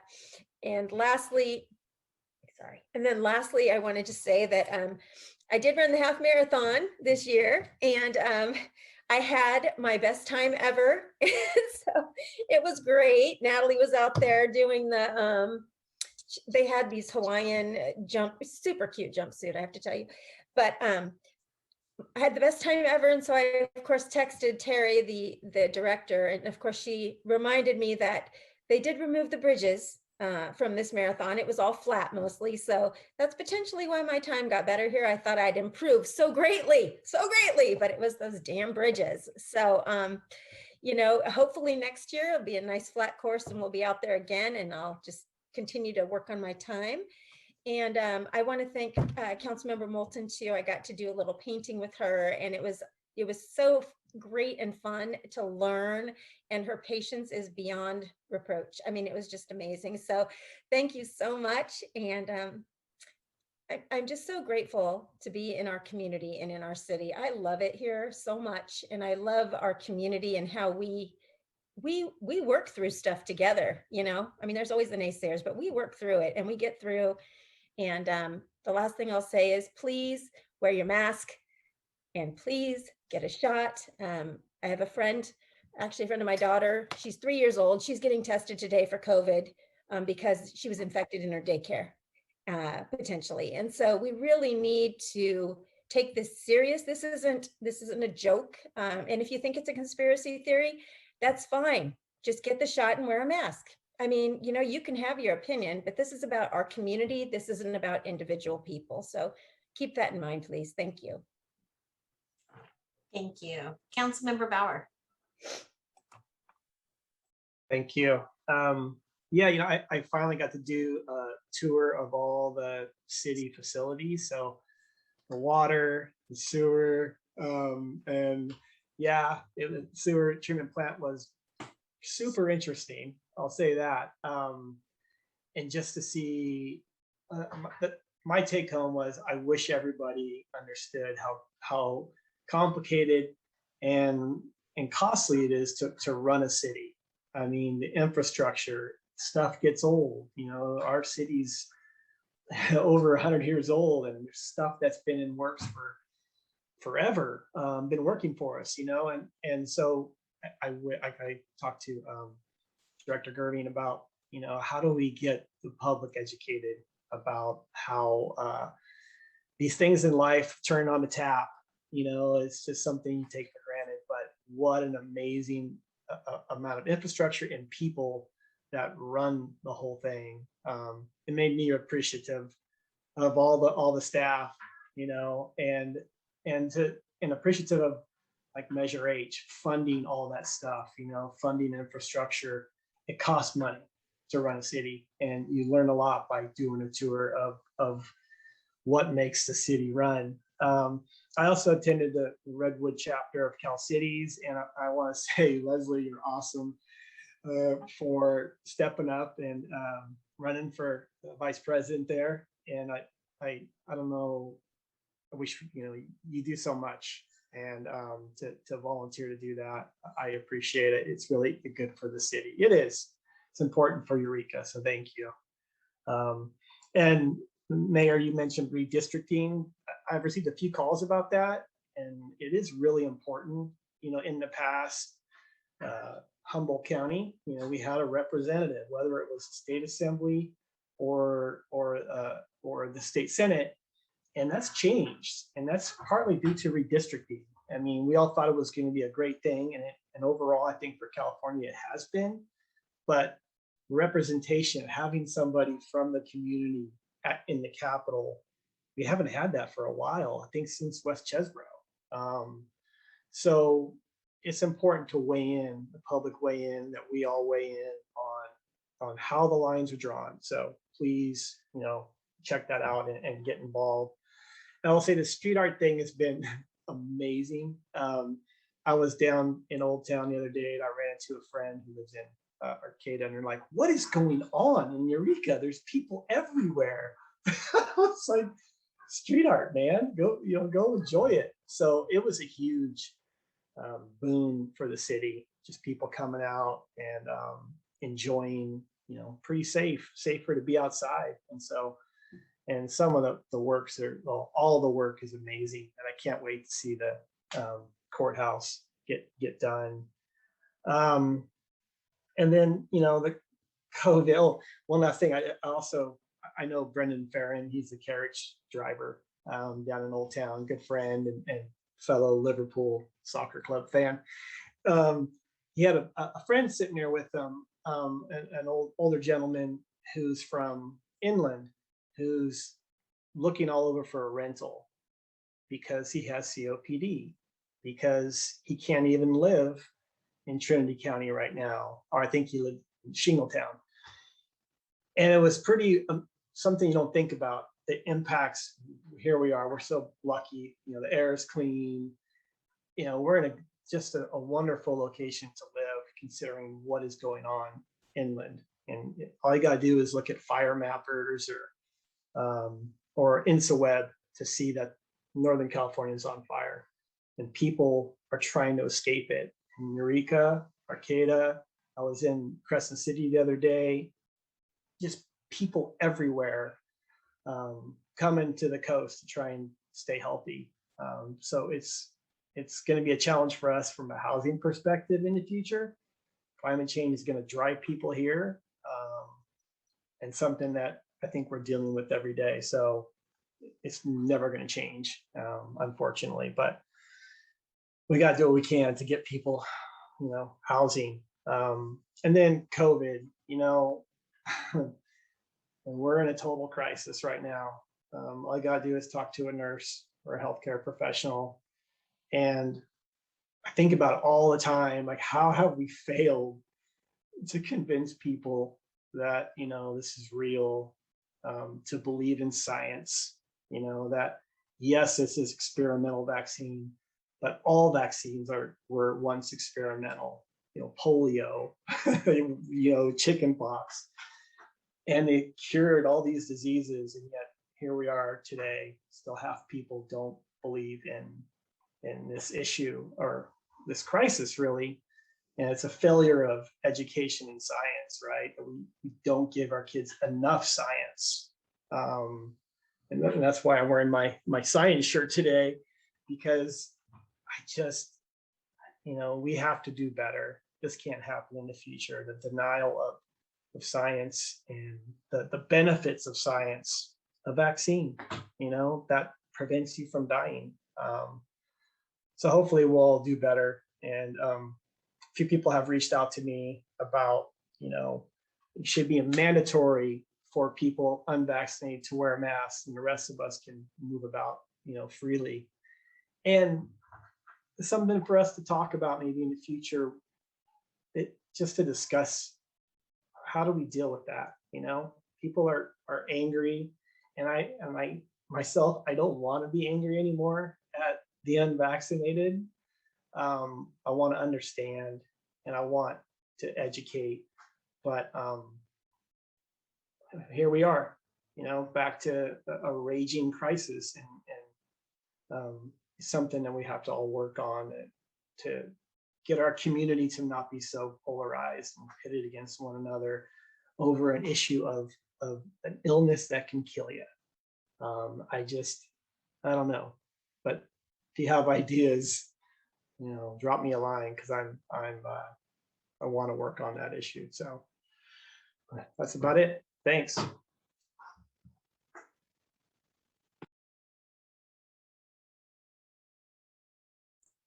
Sorry about that. Now it's Councilmember Arroyo. Thank you, Mayor. Yeah, I'm so used to going after Councilmember Moulton. I was minimally prepared. Yeah, I wanted to congratulate Kim on completing that half marathon, and it was just such a joy to be a part of that event. It's a great recurring event in our community that celebrates, our waterfront trail and people's health, and is very festive. So in this time where there are limited community events, that was a bright spot, as was the Street Art Festival. So everyone has commented on how wonderful that is. And I just also like to echo my appreciation for that amazing festival, and for my own fellow council member who repainted an amazing mural that I've always loved, but grew to love even more. So love the reinterpretation of the whales. We had our county city 2x2 meeting, myself and Councilmember Burgell, with Supervisors Bass and Bone. Supervisor Bone only. Supervisor Bass was not able to attend, and that was productive. Got to interact with the county administrator, and really just develop those relationships. And our city and county staff are really working together wonderfully. So I really appreciate that, and appreciate the effort to put those meetings together so that we can hear about those things. Beyond that, I've been on Coast Guard duty this weekend. It's I'm learning to balance working at a Coast Guard base outside of the area down in Marin County, and so that's all new to me, and really ultimately in a supervisorial responsibility role for a lot of service members now. And so taking that seriously and looking forward to continuing to serve in that way. Beyond that, it's been sort of the standard meetings, but they're all going back to Zoom, which I think is for the best. So I know that some members of the community are disappointed that we're not meeting in person, but this is really an alternative that I think is for the public welfare for the time being. And I really appreciate the opportunity to minimize events that can't be held socially distanced and outside. So looking forward to continuing to see your faces in this setting. And that is it for me. All righty. So with that, we will adjourn the council meeting. Take 10 minutes, say, and then we will get back together as the council for the remainder of our closed session. So it's 8:10 right now, 8:20. Is that okay? Thank you much. See you guys in 10 minutes, and the rest of you, we'll see you in a couple weeks. Thank you, everyone.